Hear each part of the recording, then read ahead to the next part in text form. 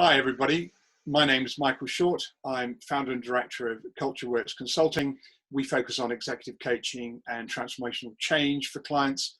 And I'm joined today by my colleague Tanya Lee.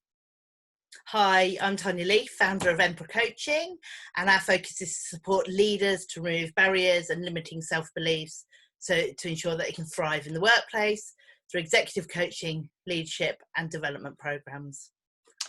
Well, thanks for kicking that off for us, Tanya, with your background. We've done a couple of these now, but I wanted to sort of really hone in today on what you've been talking to me about with imposter syndrome as part of coaching. Perhaps you can define what it is in your mind.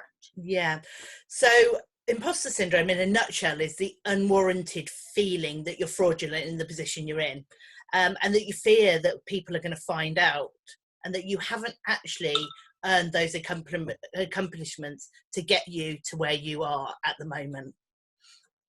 And when you're coaching, how do you find this affects people in their everyday work? So through coaching, I found really there's two sides to the coin on that.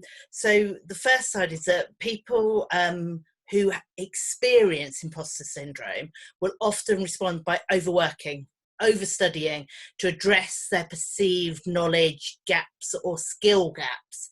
And that often drives fatigue, burnout, and anxiety, which is not great in the workplace. On the other side, others who feel imposter syndrome quite often hold themselves back from taking opportunities and applying for jobs that they'd be really would excel in, but they don't feel that they can do it. And they also won't put forward ideas in meetings and they don't see value in them. And it does suppress innovation within organisations. So it really holds people back in two different ways. Yes. Well, I must admit, I'll add to what you've just said, just by saying that people, in my experience, when we're going through imposter syndrome, forget that they're not promoted to the position based on what they did before. They're promoted on the ability to do, the perceived ability to do this role. And I think that, that's where I think coaching can really help. I mean, how would you use this in your coaching experience? Yeah, I think you're spot on there, Michael. People are promoted not because of what they've done, although obviously that will have an impact. You're not going to be promoted if you've been absolutely useless at your old role, but they're promoted because people can see their ability to do this role. They have the skills.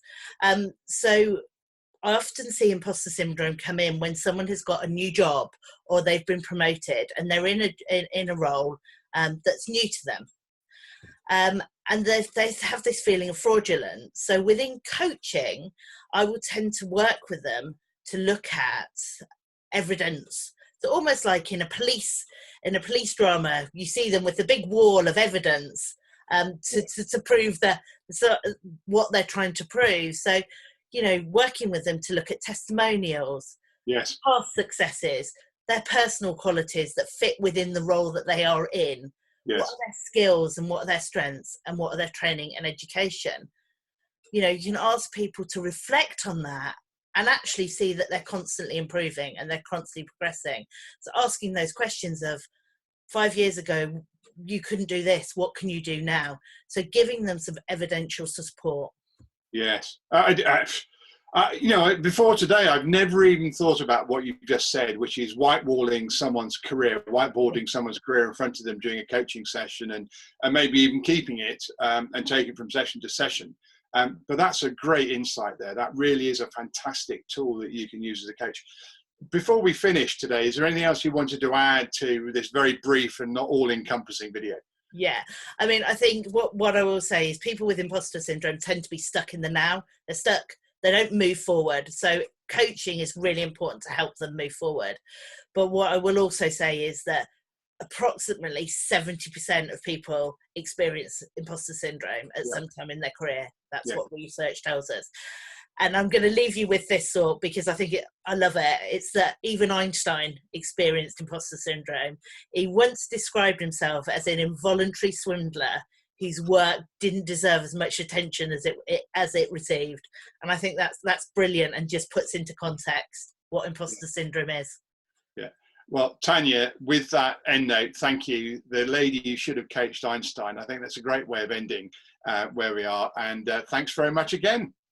Thanks, Michael, and look forward to doing some more videos with you.